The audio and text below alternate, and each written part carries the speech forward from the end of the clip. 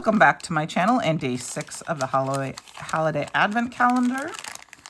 I will link anything that is available in the store, the Brutus Monroe store, below. They will be affiliate links, which just means if you place a small order, if you place an order using one of my links, I will get a small commission, and which is no extra cost to you. Day 6 is another little stamp. Oh my gosh, it's a cute little spider cupcake stamp. Oh my gosh, that is so cute. I'm going to think about what we're going to do, gather some supplies, and then we'll come back and we will get this going. Okay, I decided I'm going to make an eclipse card. So I have some aqua pigment paper in here, and I got my stamp. I already lined it up because I used some letters from my stash. We're going to use the word boo. I'm going to stamp this out with black ink and, I'm going to stamp this and heat emboss it so that I can do some light aqua pigment painting. And so I'm going to quick get that set down. I'm going to stamp it out and heat emboss it, and I will be right back.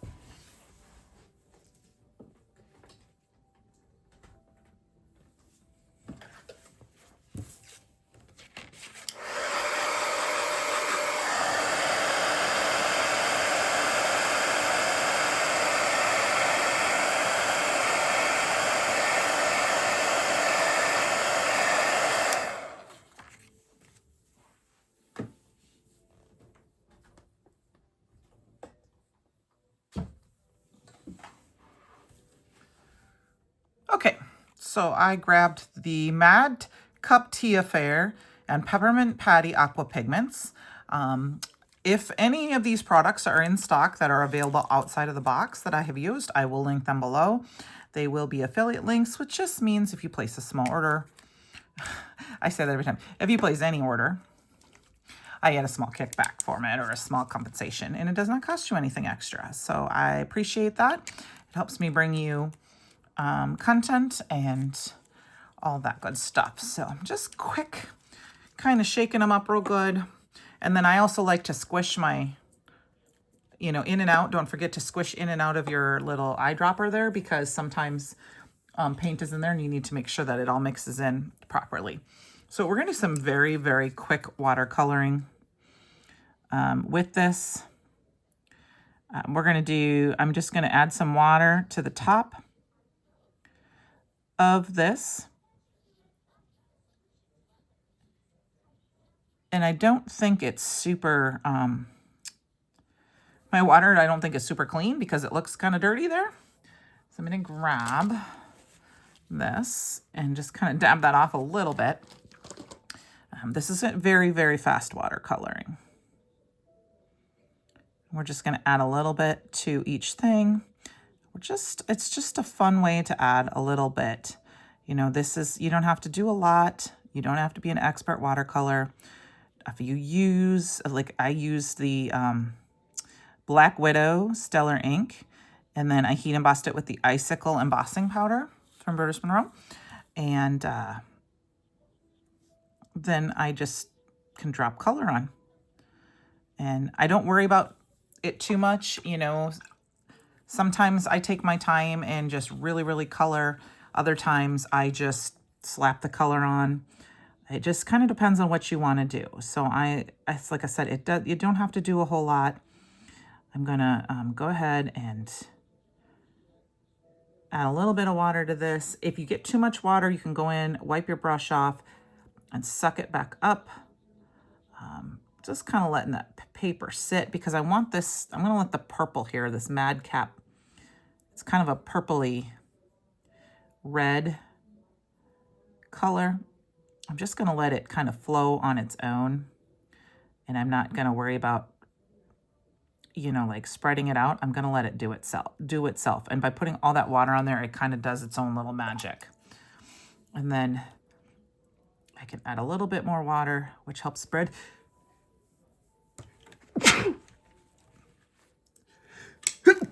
Excuse me. And then I think for a little bit of sparkle in here, we're gonna add a little bit of the pearl for like the frosting cupcake area, just to kind of make it a little bit shimmery. Some of this is gonna get cut out, and I'm just gonna go direct to paper with this. I'm not gonna add a lot of water. We're just gonna paint it on.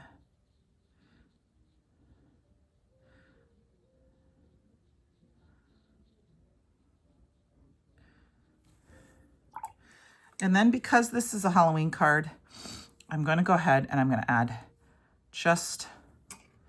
a little water to this, and I'm just gonna add a little splatter. Rinse that off real good.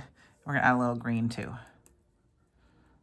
So just because adds a little bit of extra little fun, because Halloween cards can be messy. I mean, this, if you did not want to add splatter, you could totally go, it'd be totally clean and simple without any color or the splatter. I mean, it would just be very clean and simple. I'm going to go ahead and wipe up my extra paint before I accidentally get it on the rest of my project. And we're going to quick set this with my heat tool, because if you're going to die cut out watercolor, you want to make sure it's good and dry so that it doesn't smear. I'm just going to grab it.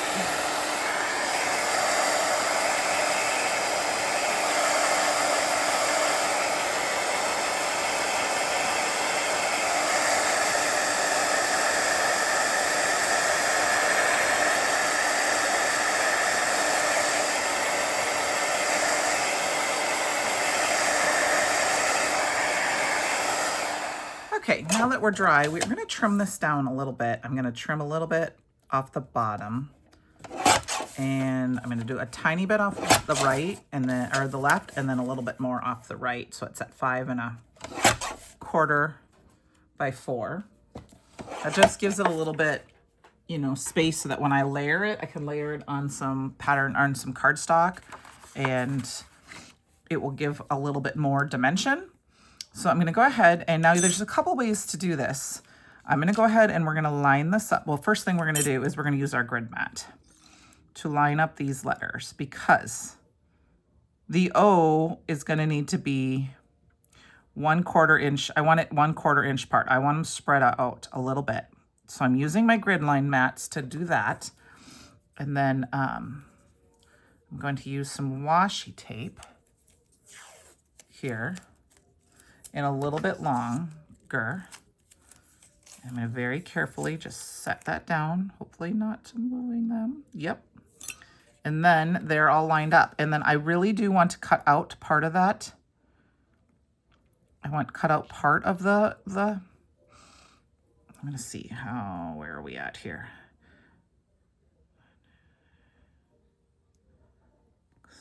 I'm going to try to kind of eyeball it. So it looks like maybe that this guy is here in the center. It'll be close enough. I said we can always trim it down a little bit farther. Now I'm going to go run this out of my die cut machine. I will come back and show you how I'm going to very carefully try to line up the extra O. Sometimes this is great when you can get a separate set of dies so that you have multiple letters, if you can do that.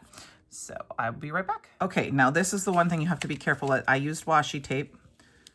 And because if you use the wrong kind of tape, sometimes it will stick to your cardstock.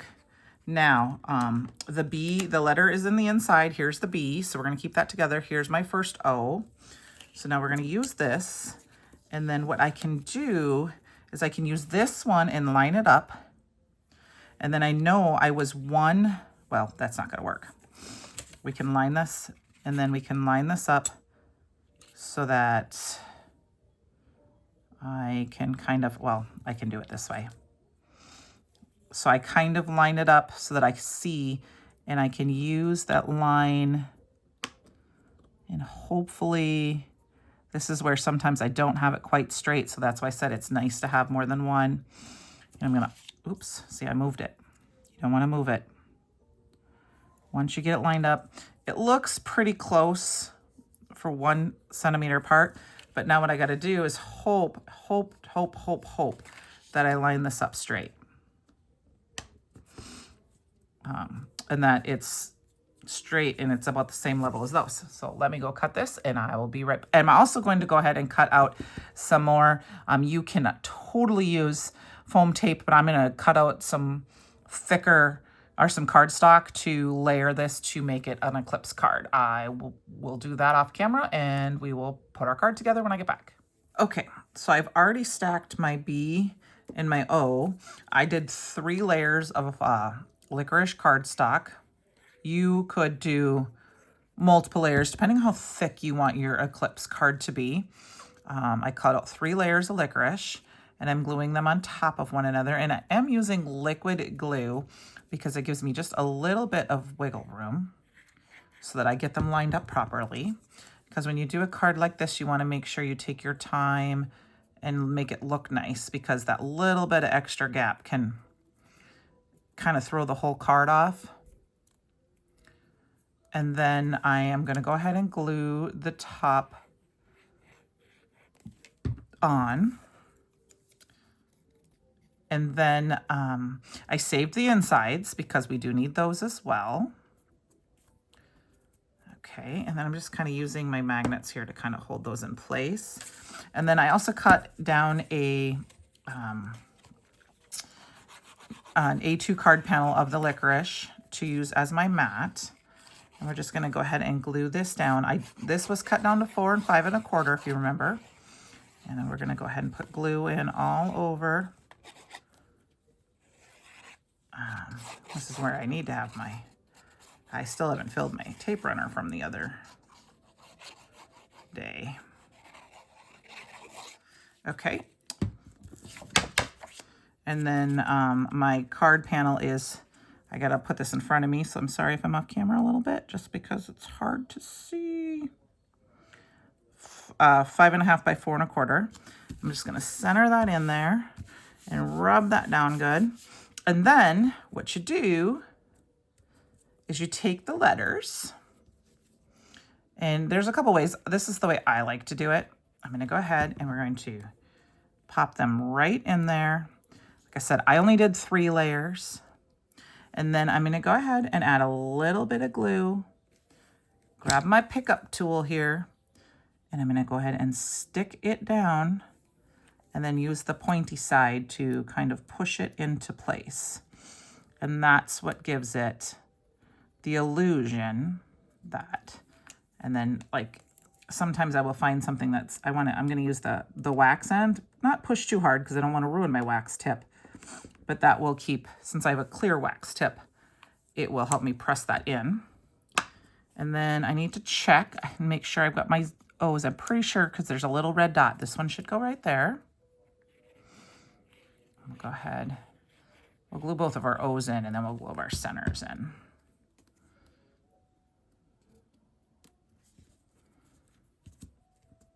And then we've got our last one. Let's see if we can figure out, make sure that one, it looks like goes like that.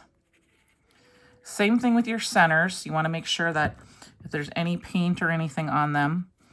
Now I kept my centers proper, so I knew that which one went with which circle or which O. And you can see I did not quite get my O lined up for the second one, but it is a Halloween card, and Halloween cards can be, you know, wonky. One way you could fix that is you could totally, I'm just gonna pop it in with my fingers and then grab my is do them at a wonky angle, all 3 letters. And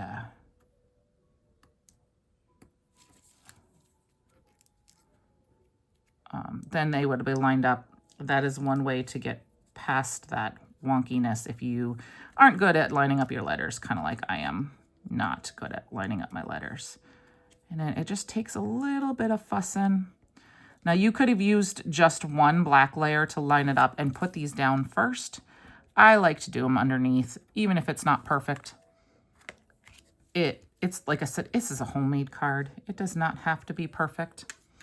And then I will grab this one. And we're going to stick him in. And then we'll stick that down.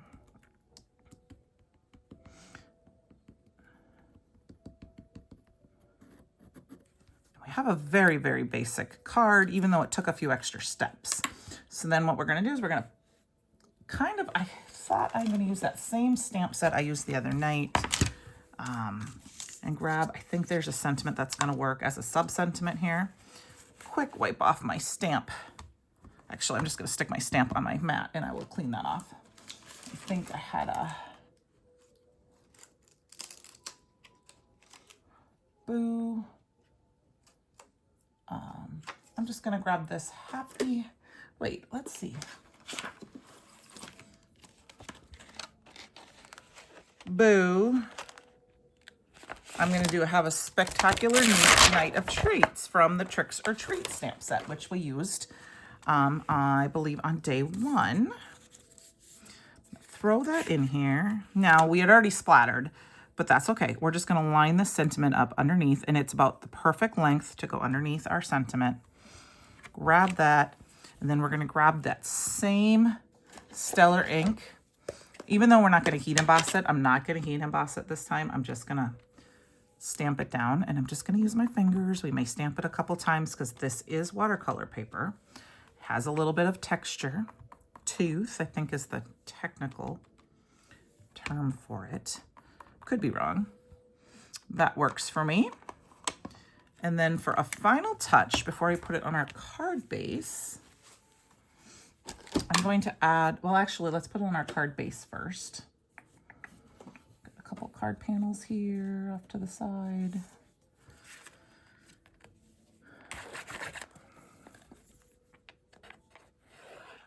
So what I like to do is go in from the corners, go out from the corners like that. So I make sure I get those corners and then go kind of around the edge.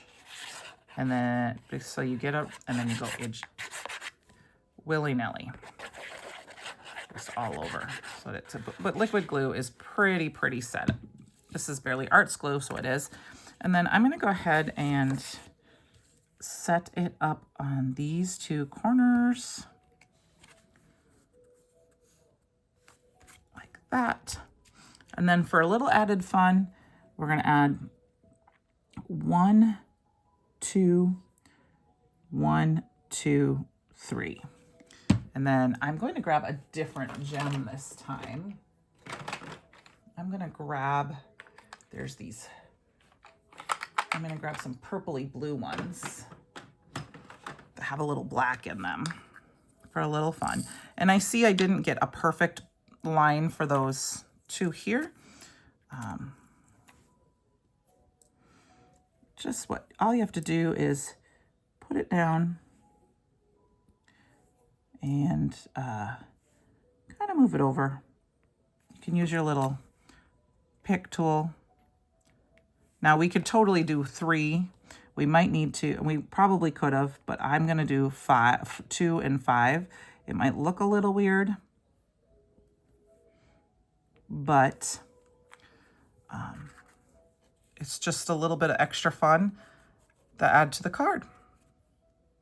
So there you go. Here is day 6, and I will see you back here tomorrow for day 7.